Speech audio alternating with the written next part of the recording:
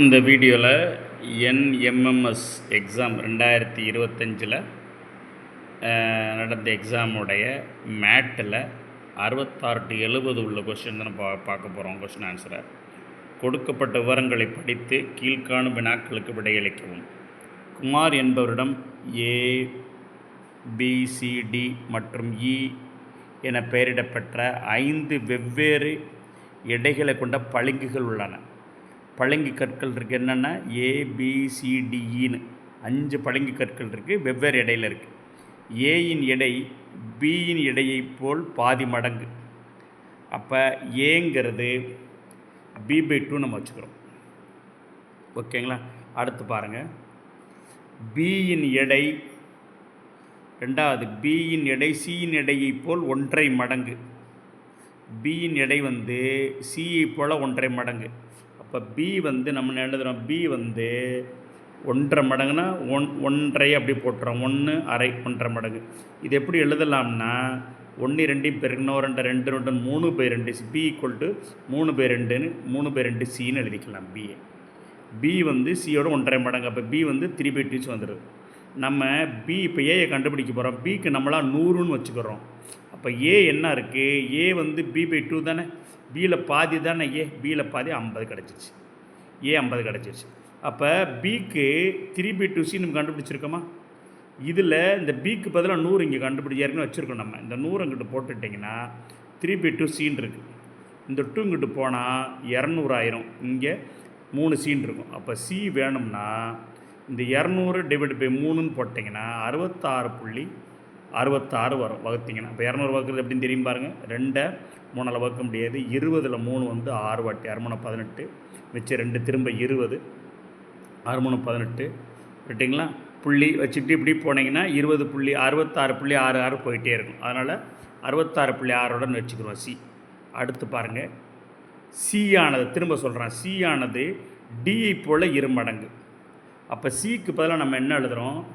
சியை 2Dன்னு எழுதுகிறோம். இப்போ சிக்கு ஏற்கனவே 66.66 கண்டுபிடிச்சிருக்கோமா? அது ஈக்குவல் டு 2Dன்னு வச்சுக்கோங்க. இப்போ டி வேணும்னா இந்த 66.66 2ஆல் வகுத்துடலாம். அப்போ 66.6 2ஆல் வகுத்தா 33.33 வந்துடும். அப்போ நமக்கு என்னென்ன கிடச்சிருச்சு? ஏ கிடச்சிருச்சு. ஏன்னா ஏ இங்கே பாருங்கள், இதுலேருந்து ஏ கிடச்சிருச்சு. ஏ 50, ஏன்னா பி 100 நேரம் வச்சு தான் ஏ கண்டுபிடிச்சோம். ஏ 50, பி 100, சி 66.66, டி 33.33. இ இப்போ ஈயை கண்டுபிடிக்கிறேன். ஈக்கு என்ன சொல்லியிருக்காங்கன்னா, ஈயின் எடையை போல் டி கொடுக்குறாங்க. டியின் எடையானது ஈயின் எடையை போல் 4/3 பகுதின்னு சொல்கிறாங்க. அப்போ 3/4ன்னு அர்த்தம். அப்போ இ எப்படி கண்டுபிடிக்கிறாங்கன்னா, டி 4ல் 3 மடங்குன்றாங்க. அதை சொல்கிறாங்க பாருங்கள். டியின் எடையானது ஈயின் எடையை போல் 4/3 மடங்குனா 3/4ன்னு அர்த்தம். அப்போ டி ஈக்குவல் டு 3/4 இ. இப்போ நமக்கு என்ன தெரியும்? இதில் டி ஏற்கனவே 33.33 கண்டுபிடிச்சிருக்கோம். ஈக்குவல் டு 3/4 இ. இப்போ இந்த 3க்கும் இங்கிட்ட இருக்க 33.3க்கும் அடிக்கலாம். அப்போ 11.11 வரும், இங்கிட்டு 1ன்னு வரும். அப்போ இந்த 4 இங்கிட்டு போய் இப்போ 11.11 ஈக்குவல் டு 1/4 ஈன்னு வருது. இந்த 4 இங்கிட்ட பெருக்கணும்னா 44.44 ஈ. அப்போ எல்லாமே கிடச்சிருச்சு. என்ன கிடச்சிருச்சு பாருங்கள்.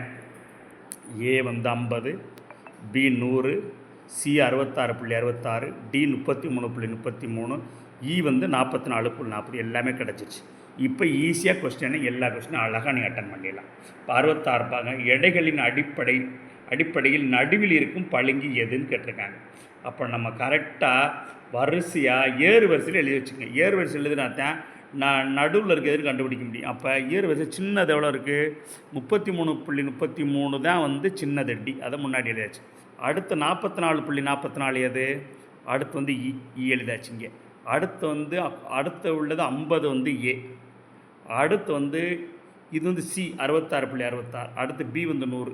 இப்போ ஏறு வரிசை எழுதிட்டோம்னா கடைசி 2 மொத்தம் 1 2 3 1 2 3 4 5 இருக்குது. இந்த பக்கம் 2, இந்த பக்கம் 2 விட்டுட்டிங்கன்னா இடையில் இருக்கிறது 50 தான். அதான் நடுவில் உள்ளது. ஓகே, நடுவில் உள்ளது ஏ. ஓகேங்களா? அப்போ ஏ தான் கரெக்டான ஆன்சர். எடைகளின் அடிப்படையில் நடுவில் இருக்கும் பளிங்கு எது? அப்போ ஏ பளிங்கு தான் நடுவில் இருக்குது. 50 இங்கிட்டு இருக்க இடையெல்லாம் குறைவாக இருக்குது, இங்கிட்டு கூட இருக்குது. நடுவில் இருக்க எடை உள்ளது ஏ. அடுத்தது பாருங்கள், மிக குறைவான எடையுள்ள பளிங்கு எது?